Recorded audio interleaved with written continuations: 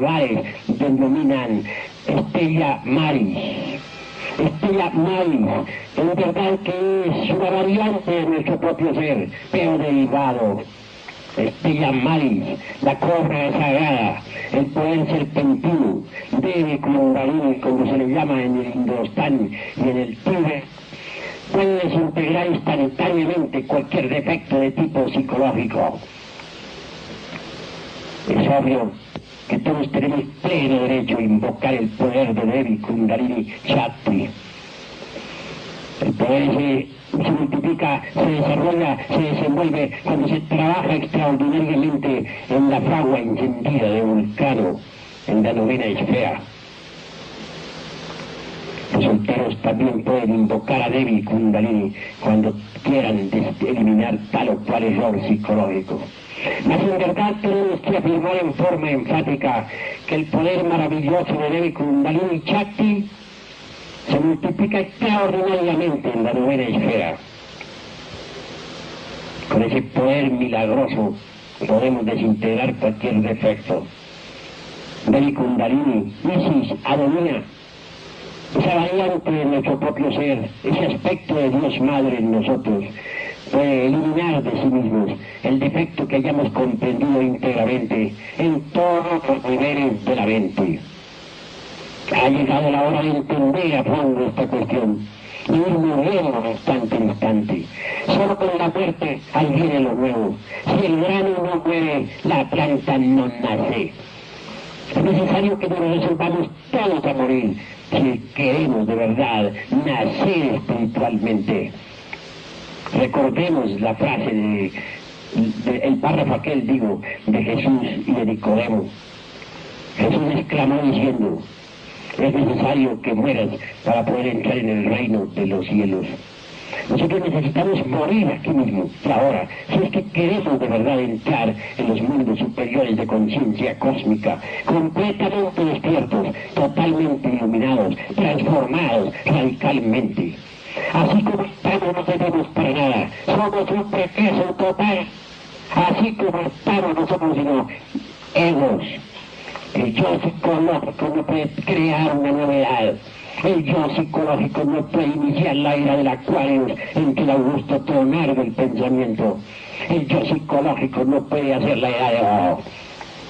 Aquellos profetas falsos que dicen que en el año 2001, 2007 comenzará la era de la fraternidad y del amor, la era de oro cantada por Vigilio, el poeta de Mantua, en su colosal obra titulada La Eneida. Se equivocan, mienten, porque ¿de qué manera podría el ego inventar una edad de oro? ¿Creen ustedes acaso que el yo de la psicología experimental, ese yo tenebroso, ese yo roto, ese yo de la envidia, etcétera, etcétera, etcétera, podría crear en verdad la edad de oro? Obviamente necesitamos morir en sí mismos, aquí y ahora. Si es que queremos en verdad crear la futura edad, crear una nueva civilización, crear una nueva cultura. Ha llegado el momento de entender que no somos felices. Ha llegado la hora de comprender que somos unos desventurados y no debemos engañarnos a sí mismos, creyéndonos muy autoimportantes, autoperfectos, soberanos, dioses, hombres y no sé qué más. Coloquémonos en el plano de la prueba. Cada uno de nosotros tiene que luchar para existir, tiene que luchar para vivir. No es feliz. Cambiar es lo fundamental. En el libro se habla de mucho sobre el sexo. He dicho bastante sobre la fragua encendida de Vulcano, sobre la alquimia sexual. Obviamente mediante la transmutación de la libido genésica, citada tantas veces por San Agustín, es posible crear los cuerpos existenciales superiores del ser para convertirlos en hombres. ¿Mas de qué serviría convertirlos en hombres auténticos en el sentido más completo de la palabra, en el sentido más extraordinario, si no eliminamos el ego? Aquel que posea los cuerpos existenciales superiores del ser y no haya eliminado el ego, se convierte de hecho y por derecho propio en un Hanasmussen con doble centro de gravedad, en un fracaso, en un aborto de la madre cósmica. Así pues, trabajar en la fragua encendida de los cíclopes es necesario. Pero si no eliminamos el ego, fracasaremos rotundamente. Que ninguno de nosotros se crea perfecto, porque perfecto solo el Padre que está en los cielos es perfecto. Nosotros todos, empezando por mí, que soy el que estoy dictando esta cátedra aquí ante ustedes, me considero y nos debemos considerar imperfectos. Es lamentable que en el movimiento gnóstico hayan todavía personalidades, dijéramos, que se crean perfectas. Es lamentable que en el movimiento gnóstico todavía hayan mitómanos, personas que se sientan sublimes, jerárquicas. Yo como presidente fundador de este gran movimiento jamás me sentiría perfecto, porque estoy perfectamente convencido de que solo Él, el Señor, el Padre, es perfecto. Mas en el movimiento gnóstico se ven a veces incongruencias que asombran. Personas llenas de errores que se creen sapientes. Personas que se sienten muy santas cuando sus manos están llenas de carbón. Personas que se sienten muy elevadas jerárquicamente, transformadas en hierofantes, cuando en realidad de verdad ni siquiera han empezado a recorrer la senda vertical revolucionaria. Tenemos que situarnos en un plano de las más crudas realidades. En modo algún remedio aquí por el propósito de ser pesimista. Tampoco me propongo llenar el corazón de ustedes con pesimismo. Solamente he querido poner sobre el tapete de las realidades el estado psicológico en que todos y cada uno de nosotros se encuentra. En tanto no hayamos eliminado de nuestro interior todos esos yoes defectos que cargamos, nuestra conciencia estará profundamente dormida. Moriremos sin saber a qué horas, naceremos sin saber cómo ni por qué. Continuaremos en el más allá como sonámbulos, como fantasmas. Así ha sido nuestra vida, así ha sido y así será en tanto no eliminemos de nuestro interior los yoes defectos. Pero tengo que decirles a ustedes que no todo lo que se cree es mera intelectualización. No quiero decir que la intelección iluminada no sirva. Lo que quiero es aclarar que si el agua no hierve a 100 grados, no se disuelve lo que se debe disolver y no se cocina lo que hay que cocinar. Así también, similarmente afirmo y en forma enfática que si nosotros no pasamos por fuertes crisis emocionales, intencionales y conscientes, no eliminamos lo que necesitamos eliminar, y no cristalizamos en sí mismo lo que necesitamos cristalizar. No es todo pues mero intelecto. En este trabajo solamente es posible avanzar a base de trabajos conscientes y padecimientos voluntarios. No todo es intelecto, necesitamos pasar por grandes crisis emocionales. No todo es intelecto, el centro emocional debe valorizar el trabajo psicológico que nos conduce a la transformación de fondo. La emoción debe trabajar más que el intelecto. La emoción debe hacerse activa en nosotros. Así, por el camino de las emociones auténticas, llegaremos nosotros al despertar de la conciencia.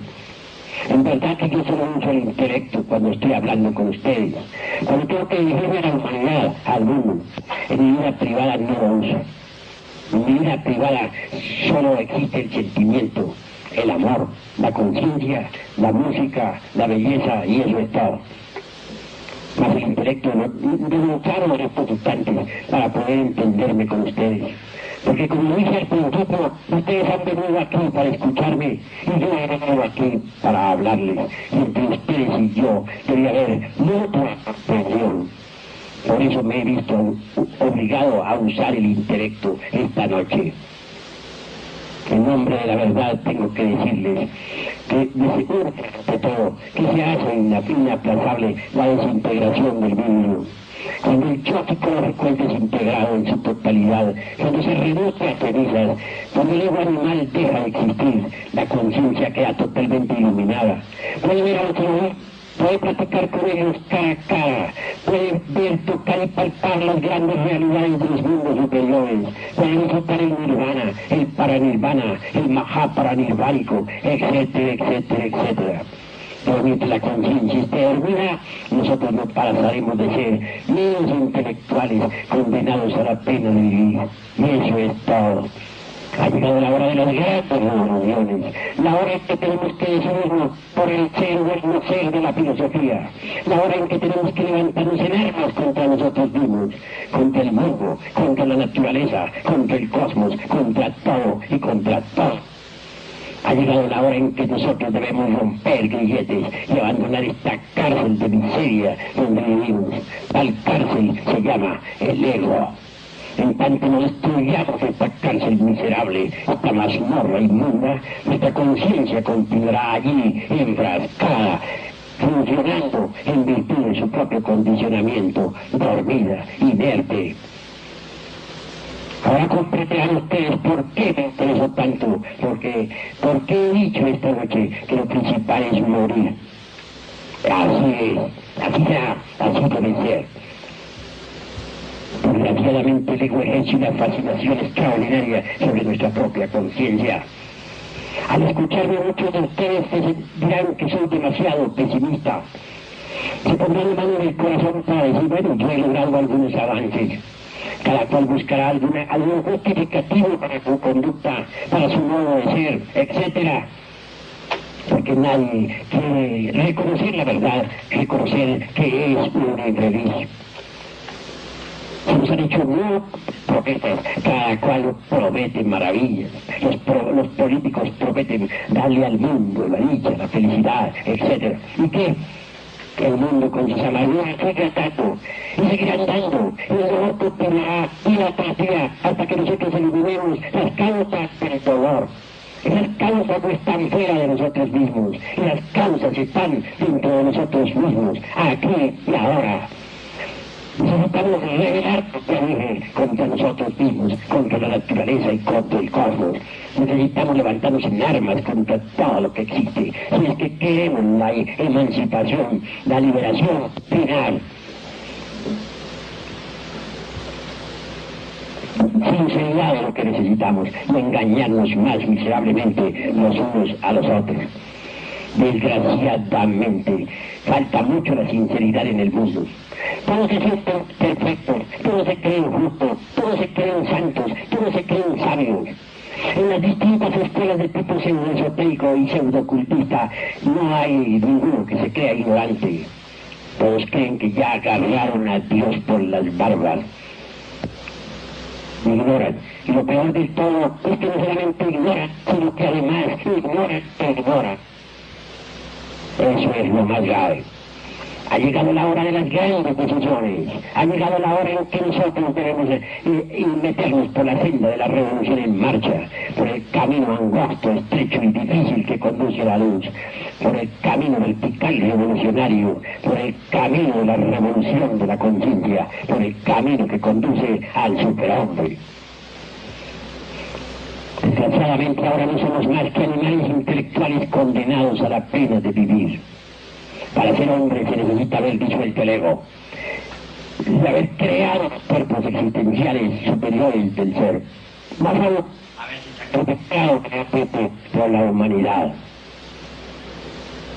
Es duro que estoy diciendo aquí esta noche. Estoy afirmando en forma enfática que todavía nosotros no hemos llegado al estado humano, que somos tan solo meros animales intelectuales. Se hace necesario primero alcanzar el estado humano. Más tarde, posteriormente, llegaremos al superhombre. Estudiando uno de nuestros manuscritos de Anáhuac, leí algo extraordinario. Afirman nuestros antepasados aztecas lo siguiente: los dioses crearon a los hombres de madera, los fabricaron de madera, y después de haberlos fabricado de madera, los fusionaron con la divinidad. Pablo concluye diciendo: no todos nosotros logran fusionarse con la divinidad. Es claro que si nosotros nos convertimos en hombres por el hecho de haber creado los cuerpos existenciales superiores del ser mediante el cumplimiento del deber Pavlov, no puede quiere decir que hayamos triunfado. Para el triunfo total es necesario